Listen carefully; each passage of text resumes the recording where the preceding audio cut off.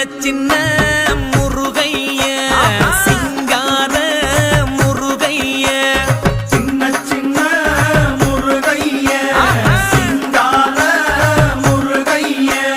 கொஞ்சி கொஞ்சி தமிழ் பேசும் செந்தில் பட்டி வேலனவ கொஞ்சி கொஞ்சி தமிழ் பேசும் செந்தில் படி வேலனவ சின்ன சின்ன முருகைய சிங்கார முருகைய கொஞ்சி கொஞ்சி தமிழ் பேசும் செந்தில்